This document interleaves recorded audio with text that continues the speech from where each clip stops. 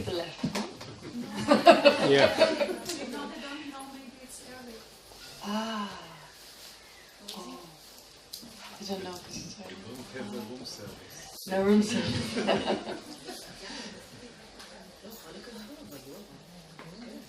Okay, some have left. Yeah. Some have.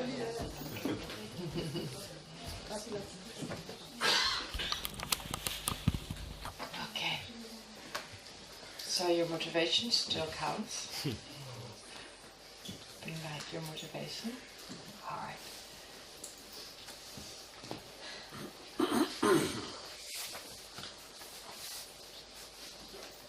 Let's go on with the text.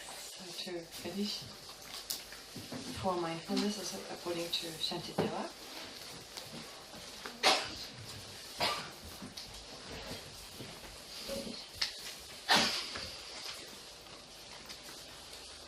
Okay, so if you go to verse 89, or actually it's still 88, all it's saying is, well, it introduces the idea, or it sets forth the idea that if suffering exists truly, then it should always be there. If these feelings, let's put that way, if anything exists truly, if it exists inherently, the way it appears to us, then it should always be there. So basically, if suffering exists truly, then does that not contradict the fact that we also feel joy? Okay, that's pretty obvious. That's what it says in verse 88. And if happiness exists, why, if happiness truly exists, if there's true happiness, well, how come we don't enjoy the things that usually make us happy when we're mourning? Okay. And if a feeling, it says in 89, if a feeling fails to be experienced through being overpowered by something stronger, how can feeling rightly be ascribed to that which lacks the character of being felt? So here, our own system is debating with this person, saying, oh yeah, it's actually true that the feeling remains. It's truly existent, so therefore there's always a feeling, even if there's a feeling of happiness. So for instance, in the case of feeling of happiness, if there's a strong feeling of happiness, or a strong feeling of suffering, there's always the other one left. The other one is still left. So they're insisting, yeah, happiness and suffering are always there. But one is overpowered by the other. Right? So basically, this is very typical in debate. So our own system debates saying, well, according to you who assert inherent existence, us, right? We are basically believe in inherent existence. So the absurdity would be if our feelings really existed truly the way they appear to us, they would always have to be there. And then this idea comes up, yeah, they're always there, but one is stronger than the other. One is stronger than the other, so we don't feel one. But then it says, well, if a feeling fails to be experienced, if there's no one to experience the feeling because it's overpowered by something stronger, how can we call it a feeling? Because a feeling is something one feels, but it lacks the character of being felt. So if it's overpowered by something stronger, so if there's strong feeling, there's this pleasant feeling, true, but it's not felt because the unpleasant feeling is stronger. Well, why do we call it a feeling? A feeling by definition is something we feel, we experience, but it's not experienced, so it's just not there, right? It's like saying a mind is there, but the mind doesn't perceive its object. A mind always perceives an object, even if that object is nothingness, but it experiences an object. So likewise here, if there's a feeling, if you say there's a feeling of happiness there, well, you may not recognize it as a feeling of suffering or as happiness, but you still feel it. You should feel it, but they're saying, no, you don't feel it. So, if you say that only subtle suffering remains with its grosser form dispelled, or that it is felt as mere pleasure, so it's saying that there's a little suffering there, there's still a little suffering there, because it should remain, it's permanent, then its grosser form, the coarser form of suffering, that's not there. Okay, but there's a subtle one, and you call it mere pleasure, well, that would not be alright, because it's suffering. You call it just so if you call it something different, just calling it something different doesn't make it something different. Okay?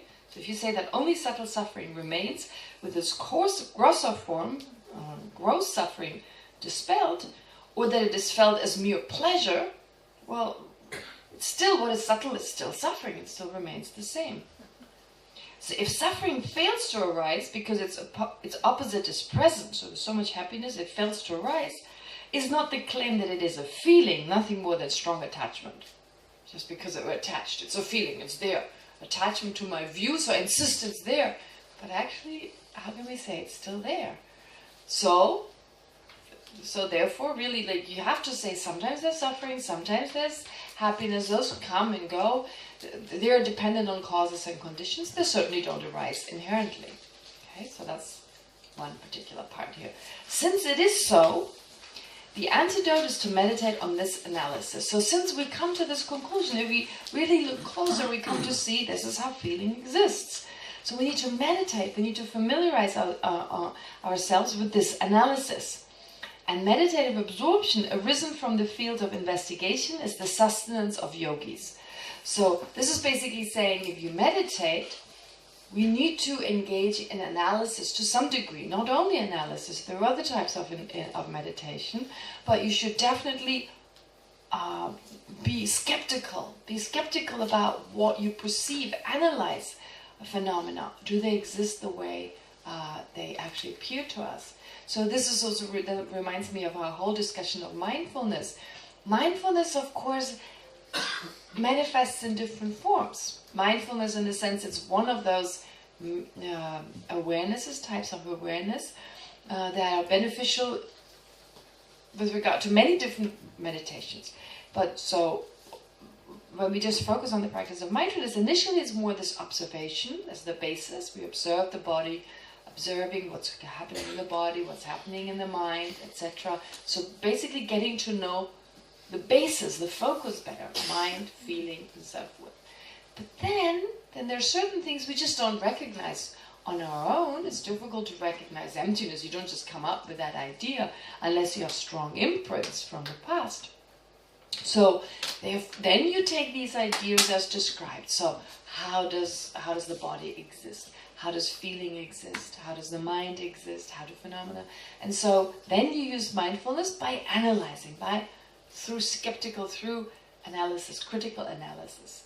Okay, that's what a yogi does. So analytical meditation is it's very important. Okay. Now it goes on. Now the next verse, it talks about how does a feeling arise? How does a feeling arise? For instance, basically our feelings as humans arise from the senses. Right? Of course they're mental feelings, very important, but many of them arise in dependence on what we see, on what we hear. I mean, we may feel really disappointed because of what someone does or fails to do. So our sense perception, right? There's first our sense perception. So we see something, we hear something, and then thereafter we think about it, and then a mental feeling arises. We may be disappointed, we may be sad, discouraged, etc. But the question is, first of all, how do we get to perceive objects in the first place for those feelings to arise? How do we make contact? An external phenomenon makes contact with our sense power. I think there's someone passing a message. Oh, it's this way. I was expecting to get a message. It was like in school. So with regard to the sense powers, I'm curious.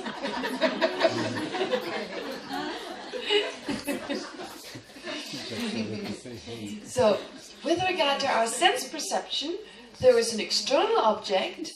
It makes contact with our eyes, for instance, and then consciousness can arise. How is that possible? In particular, if we think phenomena exist inherently, independently, solidly, the way they appear to us, very clearly. There's the object, there's I don't know, something we see, let's say a cup, you see a cup. There's the eye sense power, and from that, a feeling arises. How does that work? And again, assuming that phenomena exist inherently. So they have to meet. There's this explanation that the external object and the eye sense power, they meet, and as a result of that, you have a feeling. Now they meet. That's actually really interesting. With modern science, that's actually true. The simple explanation, like the way we used to think before we had modern science, was the cup is over there, and then that's reflected in the eye, and da-da-da-da. But now we know it's photons. Photons that actually meet the retina. So there's actually a meeting of the photon and the retina.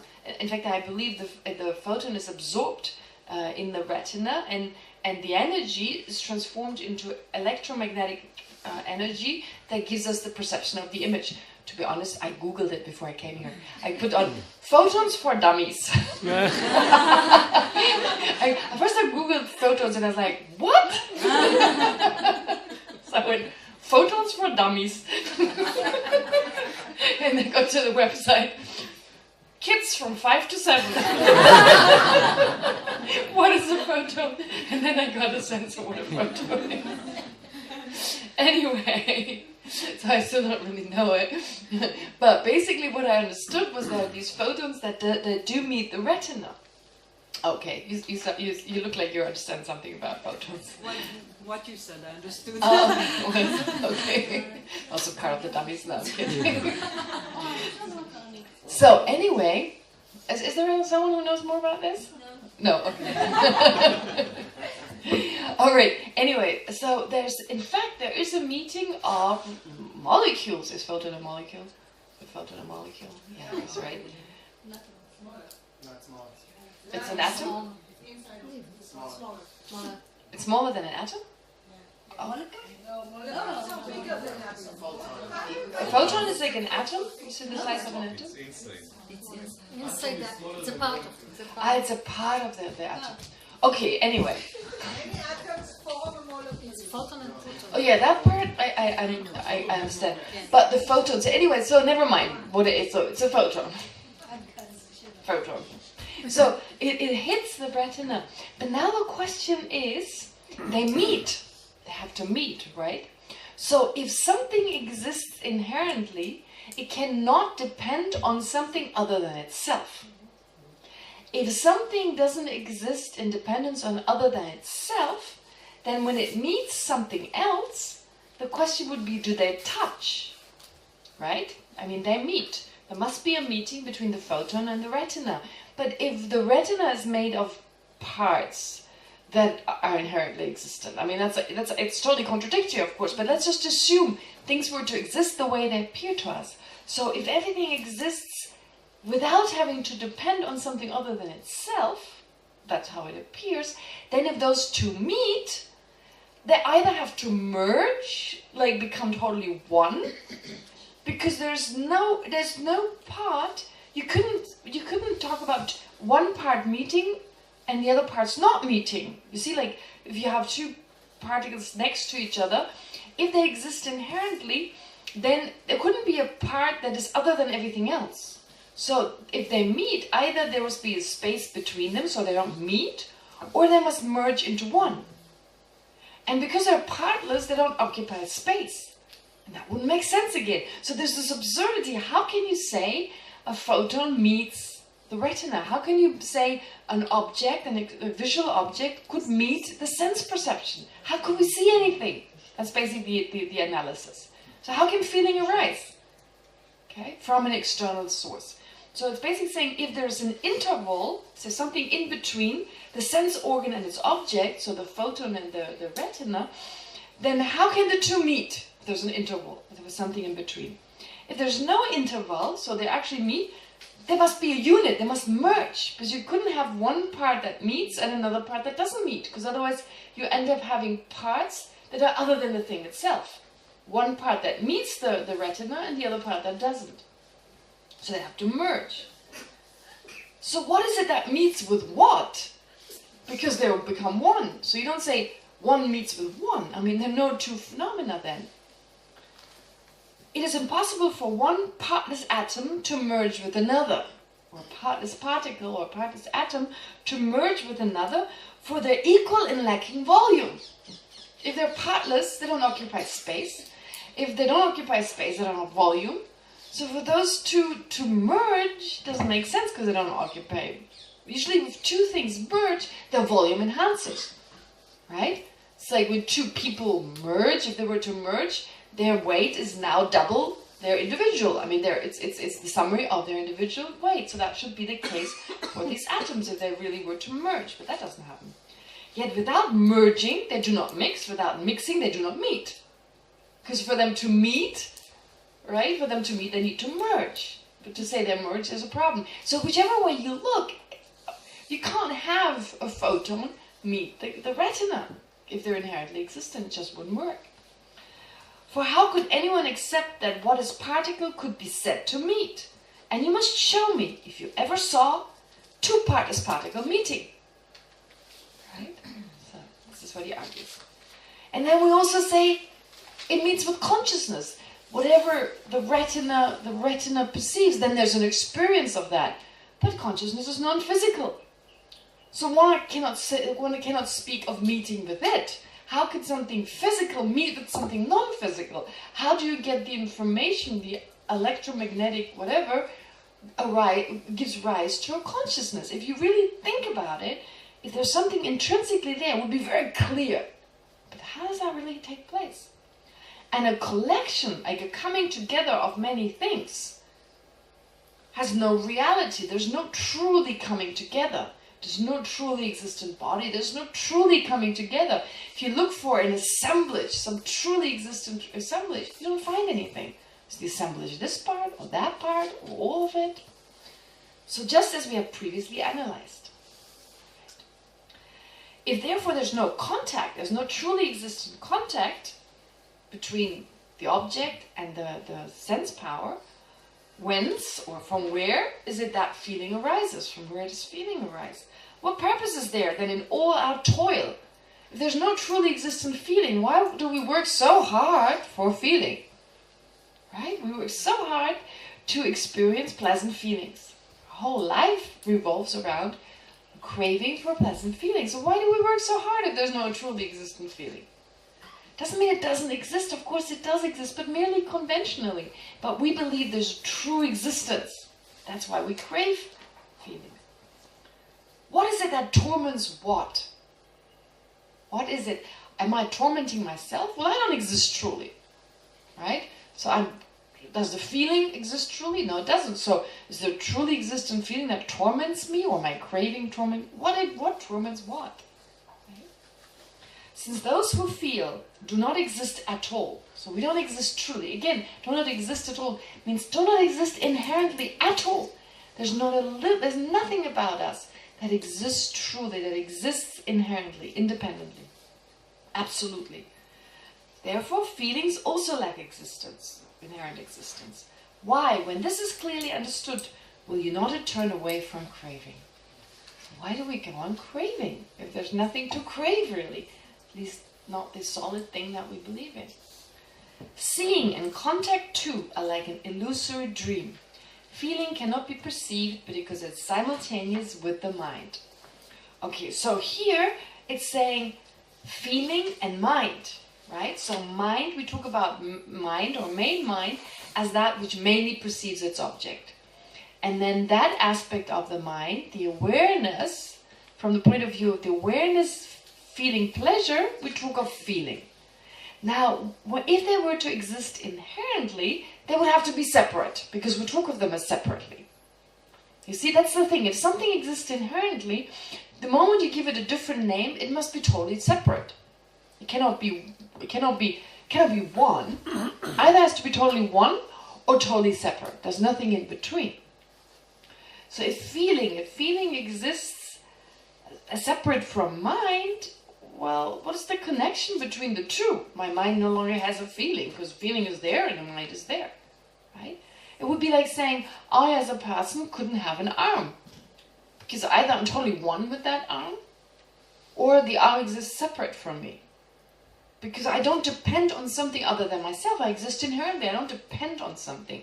I don't depend on an arm. So either I'm totally one with it or separate.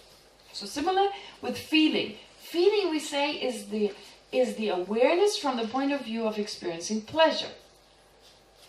The primary mind, mental consciousness, primary mental consciousness, is mind from the point of view of just experiencing its object. Remember Eris? I said Eris from the point of view of being a cook, Eris from the point of view of being a mechanic, and just Eris. Can't really separate them, but if they existed inherently, you'd have 3 different Eris here. You'd need more space to sit on. Right? Okay. So, if they exist, if feeling cannot be perceived because it is simultaneous with the mind. If it's simultaneous with the mind, how can the mind have feeling? Right? It's kind of like over there, disconnected. The mind experiences its object. How would it also be aware of feeling? If feeling arises fast and the mind after, so if one arises fast and the other after, memory occurs. So you only remember the experience, but you don't experience it. You only remember the feeling because it's not arising at the same time. What this is saying is every time we have a mind, there's also a feeling of pleasure there. But if that pleasure exists inherently, it'd be totally separate from that mind. It wouldn't be experienced by it. Not simultaneously, and also not if the feeling arises first and then the mind, because then you wouldn't call it a feeling, you would call it a memory of a feeling. Feeling does not experience itself, nor is experienced by another. So if feeling does not experience itself, but rather it is, and it also is not experienced by another. There's no way in which feeling can exist actually. If it existed inherently, it cannot exist. Those who feel have no existence at all. So those who feel, person also doesn't exist truly. So there's no truly existent. So there's no truly existent person, no truly existent feeling. So therefore, what we hold on to actually doesn't make sense. So feeling likewise has no being either, no true existence either. What harm, therefore, can feeling do to it, to this selfless collection? So why are we so obsessed about feeling? Okay. All right. That's the mindfulness of feeling. Is that clear? Right? That analysis, of course, it requires more. We just read, we understand the text now, but to go deeper, to connect with your own feeling. Right? So the way to go about this is now to use mindfulness. Watch your feeling, become familiar with your feeling, and then analyze, how does it exist? What exactly is that feeling? When does it arise? When does it fall away? How is this mode of existence? That is much harder than analyzing a car, analyzing the body, something you can actually see. That's much harder. But basically, again, how can feeling arise as a result of certain external factors? Okay. And eventually we come to see just feeling is also merely imputed, it's merely labeled. It has no intrinsic existence. Okay. And then the next one is the mind. Close placement of mind, a close placement of mindfulness on the mind. So, that's also just as difficult. Consciousness, what is it? Well, now all these meditations of just becoming aware of mind. But again, we are not used to that. We're not used to looking at the mind. So a lot of people struggle with those meditations. What's your object? Right? So the meditations where you just focus on consciousness. But the moment you focus on it, it seems to be gone. Right? So it's something very hard to do. But, like anything, you do it once, you do it twice, and slowly it becomes easier. And people are eventually able to recognize their own mind. And that is also what is said to be so healthy. I give you the whole list of things that have been found by modern scientists to be the advantages of mindfulness practice. So here it's mindfulness focusing on our own mind. Just watching our own mind is said to be a great stress reliever. People feel much calmer when they do that, focusing on their own mind. I can't tell you the exact reasons for why that's true. Well, probably because you forget about the thing that stresses you out. That's for sure. And because it's very calming. It's just this presence of awareness. So apparently it has a very calming effect. So even if for no other reason, if you just want to be less stressed out, try it. Right? Just watch your own mind. When you're really stressed out, what is it that's stressed out? Let's watch it. Okay? Just with curiosity, watch it. And then thereafter, you check, how does it exist? So that's exactly what Shantideva does here. So if you look at verse 102, within the senses, the mind does not dwell, nor in external forms, or in between. Not out, not in, not anywhere else can the mind be found. So actually when you look for the mind, where is it? In the sense powers? No, it's not there. It's not with the object either. If the mind was with the object, well, I'd be over here. I'd have a perspective from the side of the object, so it doesn't exist there. It's not in external forms or in between. It's not in between either.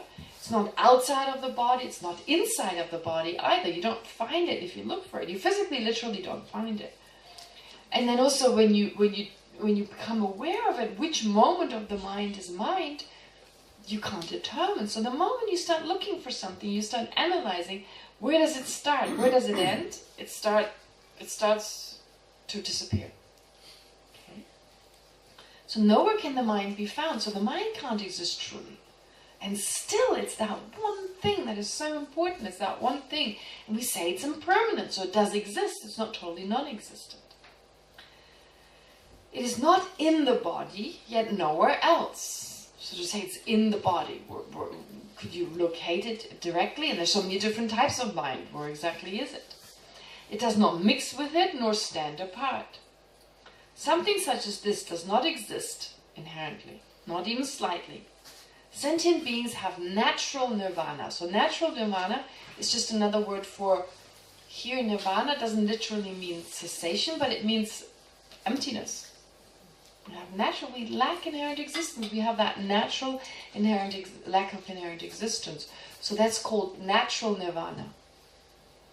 If consciousness precedes its object. Okay, so here's also, again, when we talk about an object and consciousness, which one goes first? Now our sense of reality is clearly defined.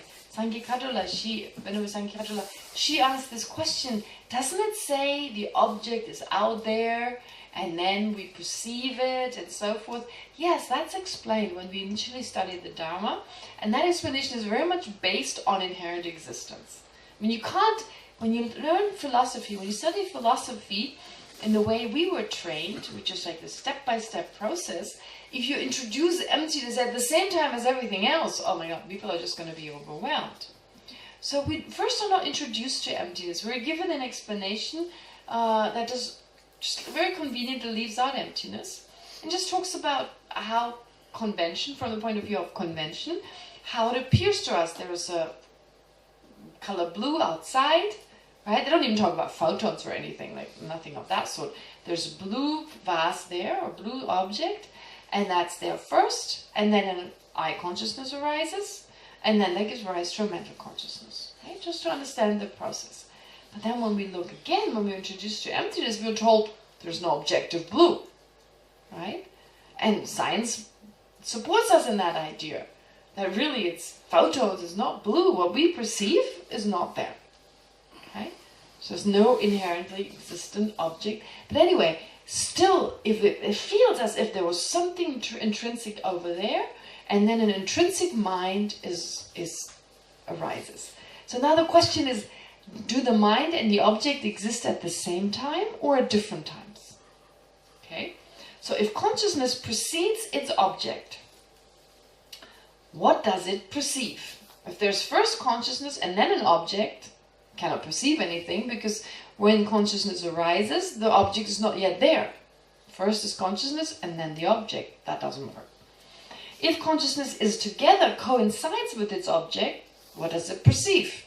If it exists at the same time, how can it perceive something? There's no time for the object and the sense power to make contact first. That has to happen first. However, if consciousness arises after its object, and that's what is conventionally accepted in Buddhism, how does that work if both exist truly? Right? How do you connect from the object how do you get a mind? Because if the object exists truly, then the object must be out there, and that's exactly what we perceive.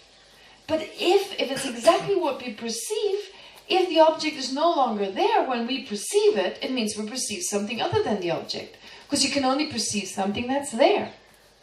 Can you see how it takes us to this idea that, therefore, there can't be something objective?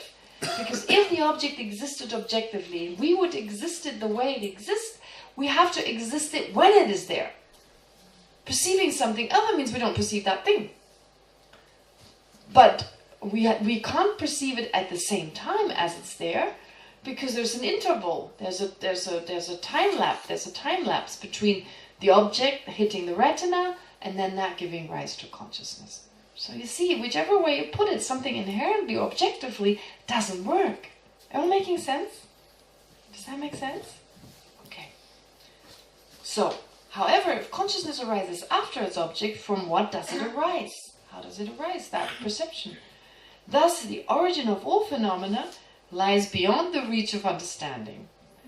So if it exists inherently, the origin of anything, it doesn't make sense. How can you have a mind arise from an object when at the time of the object the mind doesn't exist, and at the time of the mind the object doesn't exist? So if things exist truly, then all that would not make sense. None of that could make sense. Why? I don't get the last verse. Why can't it exist at the same time? If the object and the mind exist at the same time, okay. Now, let's say I perceive blue. If the blue exists at the same time as the object, well, the blue has to first hit my retina, right? There's already a millisecond in between. So there's no time for that to happen. How could the object be there in the mind? How do they connect?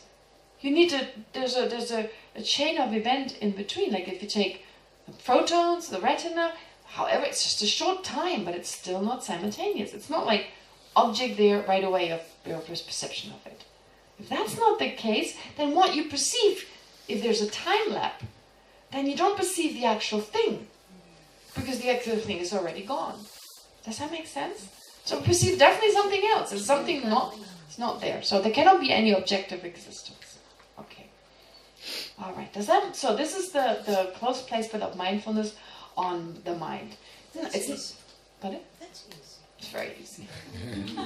No, I mean, it's not easy, of course, but it makes sense at least. So it's something we can take further to a different level, or reflect on further. So, of course, you can say so much more about the mind, and Shantideva doesn't go into great details about it. You could go into greater detail, but at least it gives you a sense. Usually when we analyze emptiness, we analyze chariots and the person. There's certain things we leave out. Actually, I was thinking about this during lunch. I talked about words. You know, like how in the West, because we have no familiarity, no sense of inherent existence and so forth. So we just believe what appears to us. We totally believe in that. So this is so interesting. I mentioned already where we have a sense old-fashionedness is contained in the word or fashion. Another thing is our sense of how words are insulting, right? So it's very interesting. Someone asked yesterday whether the Tibetans are different. Who was the person who asked? Oh yes, it was you. How Tibetans are different, how Buddhism possibly influenced their way of being. And one thing you notice is that words are not considered to have the same meaning. Like, you call someone fat, and it's okay, it's just a word. So our cook is called Fatty. And I had a classmate, his name was Acne. Acne? What was he? Acne, exactly. So it was like, people didn't take it so seriously, you know? It was like, it's just a word. And it was said with love, it was said with, good intention. Whereas in the West, we've become very obsessive about using words in the right way. I usually say this jokingly. No matter how old someone gets, they're never old, they're always elderly. Right? No one wants to use the word old any longer. It's insulting. It's actually insulting to old people to say you cannot be old any longer, as if it was not okay to be old. right? It's like, come on, what's so bad about it? Anyway, it doesn't make you younger. It's just a word in the end, right? Or often the words of people who have, well, here I have to look for the right word, because it's changed in the meantime. I mean, you know, physically challenged, right? So having certain disabilities. Again, every 10 years, the word is being changed because suddenly it takes on a negative meaning, right? If someone has mental problems, I mean, let's face it, we're all mad. In comparison to a Buddha, we all have mental problems. Of course we do. Right? We all have mental problems. Because we have these crazy ideas in the sense of like, I exist inherently and I'm the center of the universe. That's pretty crazy. So then of course there are different scales, and in relation to something worse, I would say this person has mental problems, right? But it's so relative, honestly. We all have relation to the Buddha. But the point is, like in the past, someone who had mental problems was called mad or crazy. Now I admit that's a rude word, but actually it doesn't hold anything in and of itself. So what's so interesting, initially the word doesn't mean anything to us. It doesn't mean anything. It's a new word, right? It's a new word for someone. But then slowly we associate the meaning in the word so strongly that suddenly the word takes on a negative meaning. It seems in and of itself. And then you have to change the word. So I think that's, for me, a good reflection. And the motivation is a beautiful one. The fact that you don't want to insult someone, etc., that's very beautiful. So that you do change the word. But my point is that initially it doesn't mean anything. We don't associate this person. There's no sense it's intrinsic in that word, and then slowly that changes. Another example that Geshe Kelsang usually gives, I really like that example, how we come from labeling something, and initially there's no sense that this is intrinsic in the phenomenon, but slowly through habituation, it seems to be coming from the side of the object. It's no longer just a label. So the example he gives is the example of a disciplinarian in a monastery. I don't think, well, some of you may be familiar with the idea of a disciplinarian. It is usually an older monk, a senior monk, doesn't have to be older in terms of age, but a senior monk, because a senior monk is naturally more respected. And then this monk takes on a role for 6 months. It's not easy. He is responsible now for the discipline. He has to look out for the cheeky monks, the young ones who go out and watch movies or break the rules, etc. And everyone is scared of this monk. And he switches around. Like one of my teachers was once the disciplinarian, and I was in Drepung at that time. And it was really funny. This jolly, kind person who was always kind of smiling, when he left his room, he was like walking around like this, you know, he has to look scary. And the monks are scared of him, right? They're scared because he can discipline them. And it's not a terrible fear, but it's a kind of healthy respect, kind of, you know, fear to a degree. Oops, what am I doing? All right, I'm okay. And then go on. So the discipline can be quite strict. You know, I guess like in the army, right? I mean, similar. Okay. So, and then he describes how your perception of a person changes when this person is now newly appointed as the disciplinarian. Okay, so this monk is now appointed, it's a disciplinarian. You see this guy, and you go, this is my friend. Oh, wait a minute, he's the disciplinarian. You need to remind yourself, right? It's nothing intrinsic, that doesn't seem to be anything. He's called the disciplinarian, he's been appointed, but you've not yet made the connection in your mind. And then slowly you're able to make the connection. Oh, this is the disciplinarian. And then over time, it seems that there's nothing to do with him being appointed. There's something inside him, something scary. So the moment you see this person, oh, the disciplinarian. Now it seems to be that he's in and of himself the disciplinarian. And then 6 months later, or it depends on how long, sometimes it's longer, or usually it can be longer. Let's say after 6 months, a new one is appointed. You meet this disciplinarian, you go, oh, this is no, it's no longer him. Right? So it still holds that, it seems to still be something inherent in him, yeah, and is the disciplinarian. I think the other example I usually like is the President of the United States, right? Before when Obama was newly appointed, we're still so used to Bush, right? So it was like, oh, he's the new president, right? And then after a while, it became natural. You saw him, oh, president. And then now it's Trump, and it's like, oh no, unfortunately no. Right? So there still seems to be some presidentness left. It's almost like they still got something. It's not the full thing any longer, but he's still the ex-president. So he will always be the ex-president. You don't lose that. But it's like there's always a sense of, something. As if there's something in, and it's just a label. Yeah. So there are many examples that give us that sense. What I like a lot is also money. Take 200 shekel. It's just a piece of paper, right? The Israeli mint has basically labeled that. They have the ability, the authority to do so. But in the end, it's just a piece of paper with a certain, picture on it and a certain shape and color, etc. And still, it seems like when this piece of paper lies on the floor versus, like children's money, it's almost like those 200 shekel are saying, come and pick me up. Don't ignore me. The things you can do with me. The other one, no. So actually it's just our mind labeling, but there's a sense it's calling me. Don't ignore me. I'm holding on this promise. So there, when you get in touch with that, there's a sense of your inherent existence. There's a sense, there's something from the side of the object. So there's a lot of examples. And something to reflect upon. Really take, next time you hold money in your hand, or you see money lying around, right, depending on its value, test it, right? Test it. Put 200 shekel next to 10 shekel. Do you have 10 shekel? Do you have 10 shekel notes? Not anymore. What's the highest note? The lowest note? 20. Huh? 20. 20, okay. Take a 20 shekel note and a 200 shekel note. And see how they appear differently. 20. 200. Right?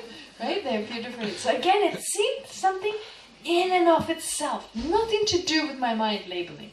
Of course, we do this together, but it's my mind in that moment. If I hadn't labeled, I would have no different perception of the two. Right? Does that make sense? Right? I hold something. It seems to be something there. Okay. The day before yesterday, yes? they told about people from Africa that they go to one of the biggest cities in the United States, and they let them go to the highest building to see how it walks around. And the people stand there and they say, oh, this place, so much water. If you stay here, you turn white. I think that... People from Africa, they were standing on the building, and they were looking around and there was so much water. It's the first time they've ever been out of the place where they were born. Right, right. And they say, so much water. If you stay here, you'll turn white. Sorry, I'm a little thick. Sorry. After that, someone... Makes sense. Okay, I'll think about it. It's always good to get food for thought. So when this is over, I'll think about it. So, but I guess she's saying, basically she's saying our misperception of things. Yes. Right. Okay. What was I trying to... I wanted to also say something about... Oh! Wanted to give you the example of money that happened in India last year. You may remember I was talking about this, that the money was suddenly devalued. Suddenly 500 and 1,000 rupee notes were devalued. And there it was very strong.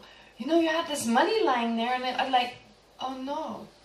Right? A day before I was like, yeah. Now it's like garbage. So it went from one day to the next.